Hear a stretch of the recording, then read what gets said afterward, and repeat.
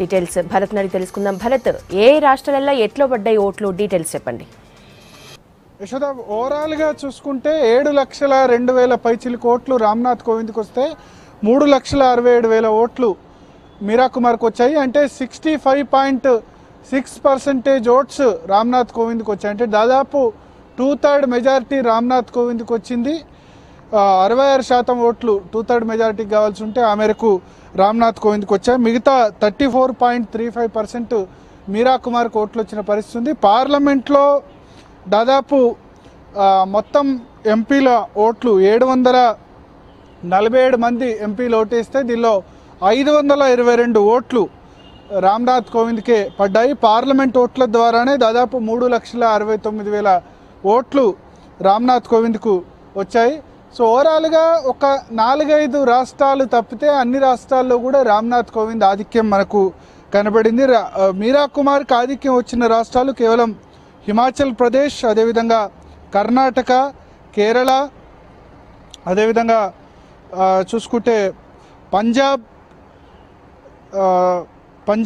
తర్వాత వెస్ట్ బెంగాల్, ఢిల్లీ, ఈ 5 రాష్ట్రాల్లో మాత్రమే హిమాచల్ ప్రదేశ్, వెస్ట్ బెంగాల్, కేరళ, ఢిల్లీ ఇక్కడ తప్ప మిగతా అన్ని చోట్ల కూడా రామ్నాథ్ కోవింద్కే మెజారిటీ వచ్చిన సందర్భం ఉంది. అందులోనూ సదర్న్ స్టేట్స్ అయిన కర్ణాటక, కేరళలే చాలా ఎక్కువ ఓట్లు మీరా కుమార్కి వచ్చాయి. కేరళలో అయితే రామ్నాథ్ కోవింద్కు కేవలం ఒకే ఒక్క ఓటు మాత్రమే వచ్చింది. కారణం ఏంటంటే అక్కడ బీజేపీ చెందిన శాసనసభ్యుడు ఒక్కళ్ళే ఉన్నారు.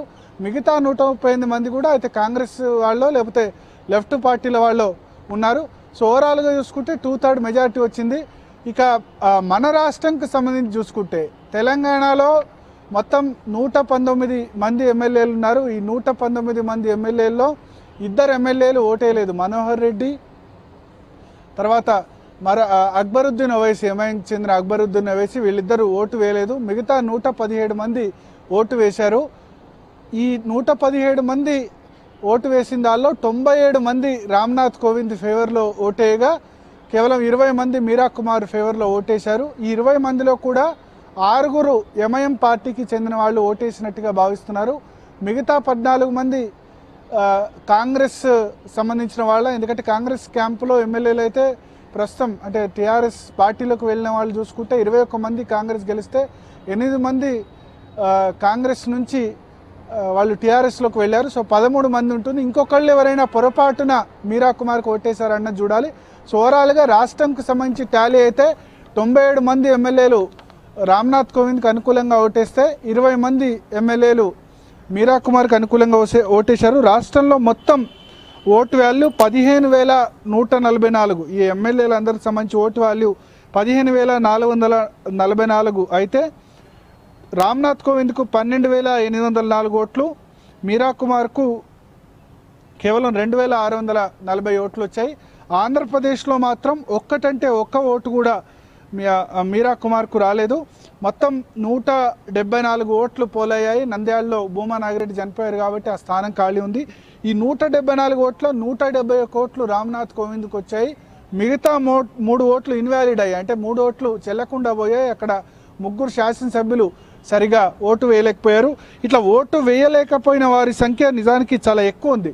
దాదాపు 4,800 ఓట్లలో 77 మంది, అంటే దాదాపు 2% పైగా మెంబర్స్ వాళ్ళు పార్లమెంట్ మెంబర్స్ అయినప్పటికీ, ఎమ్మెల్యేలు అయినప్పటికీ, మాక్ పోలింగ్ కండక్ట్ చేసినప్పటికీ 77 మంది ఓట్లు చెల్లకుండా పోయాయి. దీనిలో మెంబర్ ఆఫ్ పార్లమెంట్ ఓట్స్ అంటే 21 మంది ఎంపీల ఓటు చెల్లకుండా పోయినట్లుగా ఎలక్షన్ కమిషన్ స్పష్టం చేసింది.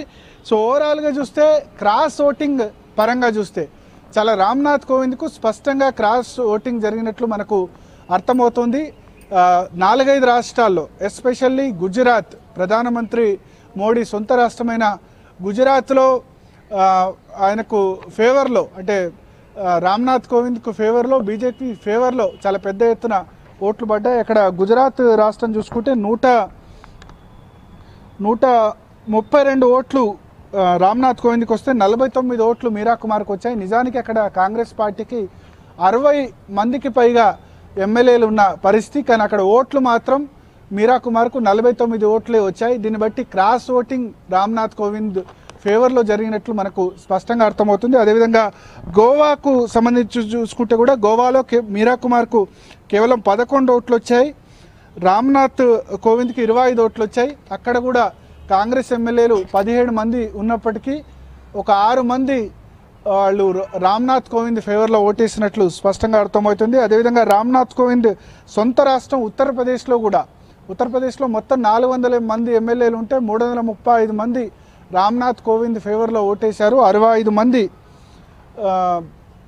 మంది మీరా కుమార్కు ఓటేశారు. అక్కడ సమాజ్వాదీ, కాంగ్రెస్, అదేవిధంగా బీఎస్పీ వీళ్ళందరి టాలీ చూసుకుంటే యాక్చువల్గా 73 ఉంది. కానీ ఒక 7-8 మంది పైగా వీళ్ళు బీజేపీ క్యాండిడేట్ అయిన రామ్నాథ్ కోవింద్ ఫేవర్లో ఓటేసినట్లుగా అర్థమవుతుంది.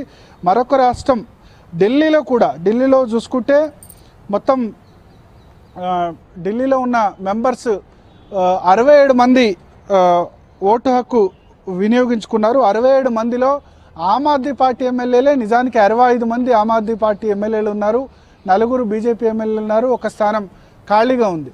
కానీ అక్కడ 67 మందికి గాను మీరా కుమార్కి అనుకూలంగా కేవలం 55 ఓట్లు మాత్రమే పడ్డాయి. అంటే 12 ఓట్లు ఆమ్ ఆద్మీ పార్టీ శాసనసభ్యులు మీరా కుమార్కు ఓటేయకుండా రామ్నాథ్ కోవింద్కి ఓటేశారు. ఆశ్చర్యకరంగా ఢిల్లీలో ఏంటంటే 55 ఓట్లు మీరా కుమార్ ఫేవర్లో పడితే మరొక 6 ఓట్లు రామ్నాథ్ కోవింద్ ఫేవర్లో పడ్డాయి. నిజానికి అక్కడ బీజేపీకి ఉన్న ఎమ్మెల్యేలు ముగ్గురే, మరొక ముగ్గురు అడిషనల్గా రామ్నాథ్ కోవింద్కి ఓటేశారు. ఇంకొక 6 ఓట్లు చెల్లకుండా పోయాయి. 6 ఓట్లు చెల్లకుండా పోయాయంటే దీన్ని బట్టి అర్థమవుతుంది ఆమ్ ఆద్మీ పార్టీకి సంబంధించిన శాసనసభ్యులు కూడా వాళ్ళు కావాలనే బహుశా మీరా కుమార్కు ఓటేయడం ఇష్టం లేకుండా లేకపోతే అరవింద్ కేజ్రీవాల్కు జలకిద్దామన్న ఉద్దేశంతో దాదాపు 10కి పైగా ఆమ్ ఆద్మీ పార్టీ ఎమ్మెల్యేలు క్రాస్ ఓటు చేసినట్లు ఢిల్లీలో స్పష్టంగా అర్థమవుతుంది. సో ఢిల్లీ, గోవా, గుజరాత్, ఉత్తరప్రదేశ్ ఈ రాష్ట్రాలన్నింటిలో కూడా క్రాస్ ఓటింగ్ జరిగింది.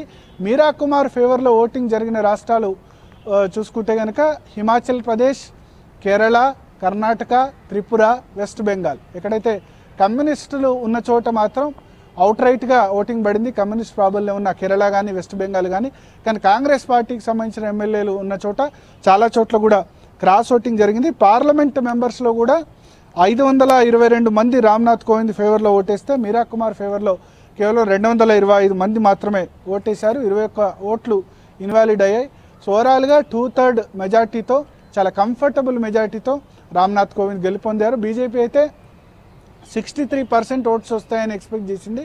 ఇంకొక 2.5% ఓట్స్ వాల్యూ గల ఓట్లు ఎక్కువనే వచ్చినట్లు మనకు స్పష్టంగా అర్థమవుతుంది. Yashoda. Okay, thank you Bharat.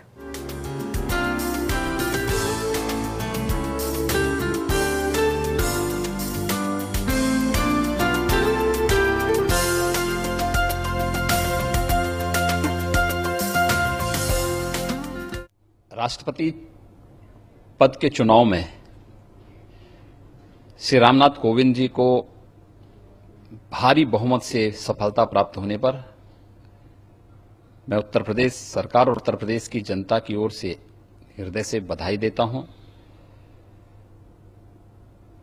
यह उत्तर प्रदेश के लिए और भी गौरव का क्षण है कि पहली बार देश के सर्वोच्च संवैधानिक पद पर उत्तर प्रदेश का सपूत विराजमान होगा। भारी बहुमत से राष्ट्रपति पद पर चुनाव होना यह उस कुशल रणनीति का हिस्सा है जिसके अंतर्गत देश के यशस्वी प्रधानमंत्री आदरणीय श्री नरेंद्र मोदी जी और हमारे राष्ट्रीय अध्यक्ष आदरणीय श्री अमित शाह जी ने एक गांव, एक गरीब, एक किसान और एक समाज के अंतिम पायदान पर खड़े हुए समुदाय से निकले हुए श्री रामनाथ कोविंद जी को राष्ट्रपति पद का प्रत्याशी एनडीए की ओर से बनाया। सार्वजनिक जीवन में सादगी, अपने मूल्यों, आदर्शों के प्रति समर्पण का भाव किस रूप में होना चाहिए उसके प्रतीक हैं श्री रामनाथ कोविंद जी। हम लोगों के लिए, उत्तर प्रदेश के लिए तो और भी गौरव का क्षण है कि उत्तर प्रदेश को आज देश ने एक राष्ट्रपति दे दिया है। उत्तर प्रदेश ने देश को एक यशस्वी प्रधानमंत्री दिया है और उत्तर प्रदेश के 22 करोड़ लोगों का सिर सम्मान के साथ, गौरव के साथ आज ऊंचा हो रहा है। जब एक गांव में जन्मे हुए सामान्य परिवार और कृषक परिवार में जन्मे हुए श्री रामनाथ कोविंद जी आज देश के यशस्वी राष्ट्रपति के रूप में आज उन्हें सफलता प्राप्त हुई है, राष्ट्रपति के रूप में चुने गए हैं। यह कुशल रणनीति के साथ साथ उनकी स्वयं की छवि भी इसके लिए जो आज उन्हें वोट प्राप्त हुए हैं, यानी 2/3 वोट प्राप्त होना, लोगों को पहले ही अनुमान था कि 60-40 की लड़ाई होगी, लेकिन उसमें 66% से अधिक मत श्री राम कोविंद जी के पक्ष में होना, यह एक अभूतपूर्व जीत है। मैं